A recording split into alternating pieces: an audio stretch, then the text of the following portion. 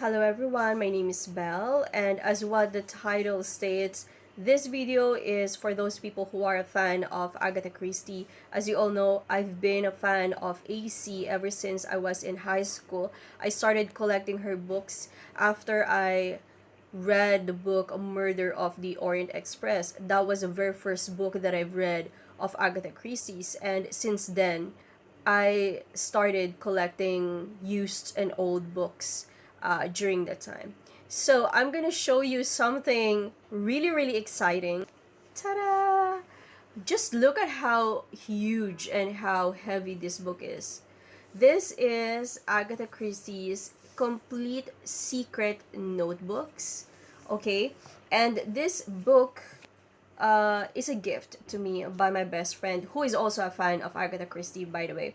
But this book contains all stories and secrets of Agatha Christie, her brainstorming, all her notes during the process of writing each novel. So just imagine how interesting this book to those fanatics of Agatha Christie, because you are gonna discover a lot of things behind each characters, uh, each settings, and just the whole concept of the story itself. Notebooks are one of her notes, as you can see. So I'm gonna read the foreword of this book, which is written by David Suchet. And if you guys don't know who David Suchet is, David Suchet is the actor who played the role of Hercule Poirot. Okay, this is him.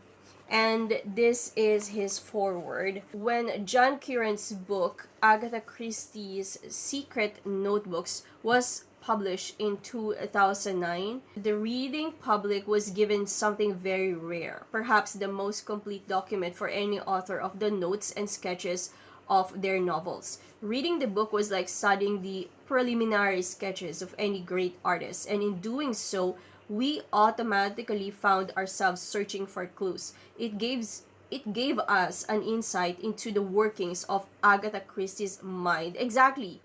Plus the gift of two new unpublished Poirot stories. So apparently Agatha Christie had unpublished Poirot stories. So there's still more that she wrote that were not published. That was really interesting. John Kieran not only gives us the facts of what is written in Mrs. Christie's notebooks, but he uses conjecture, firmly based upon these facts, to show us how her remarkable novels came to be written. He even manages to get into her mind and into her psychology.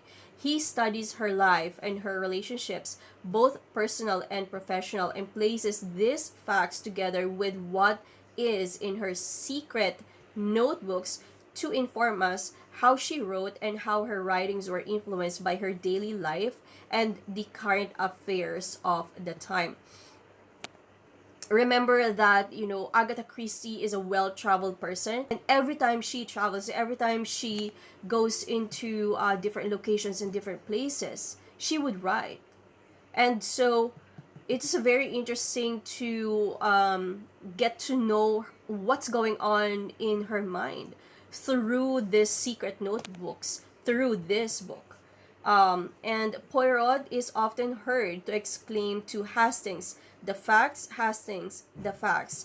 These for Poirot are the most important matters to arrange. And now John Kieran in his book becomes himself the veritable Hercule, well, almost. So I will be checking two of my most favorite of her novels. The story of And Then There Were None is about 10 strangers are invited to a weekend on an island off the coast of Devon.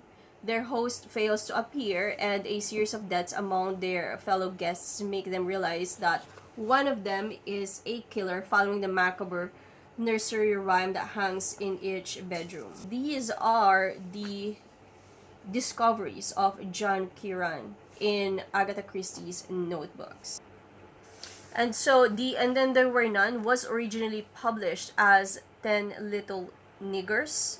That was the original title of this book. They changed the title into And Then There Were None.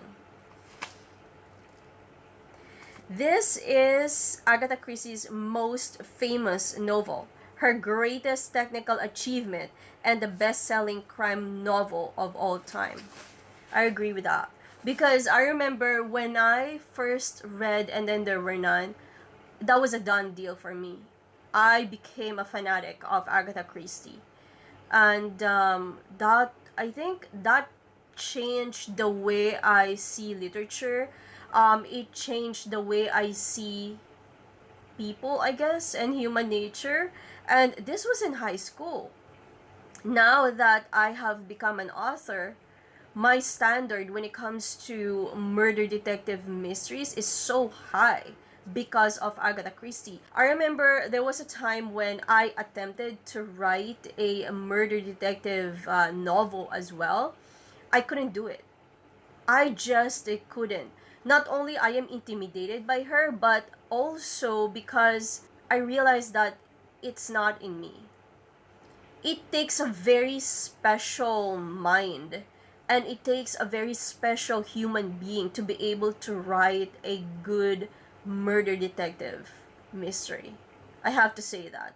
As an author myself, my soul resonates more with romance, with love stories, with love, and all those stuff. Not really murder detective stories. I just can't do it. It's not in me. And so I am just a fan of AC. Truly, truly.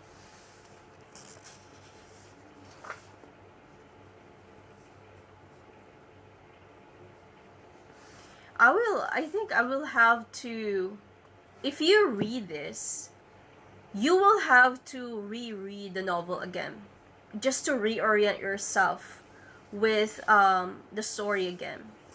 Because there's a lot in this book that's really, really interesting. You might discover things. The reason why I love After the Funeral was because I literally froze on my seat. I got so scared. I freaked out. I put down the book. I felt so nervous. There was this scene with the mirror and the maid, and she described it so creepingly accurate. After the Funeral is already on the fourth decade from 1950 till 1959. Yeah, this is about a family reunion following the funeral of Richard Abernethy. Cora Lanskyne makes an unguarded remark about his death, something like that, blah blah blah. That's it for you guys. Thank you so much for being here in my channel, and please don't forget to check out all of my novels. I am an author myself, and I have written a few novels as well. They're all available in my official website.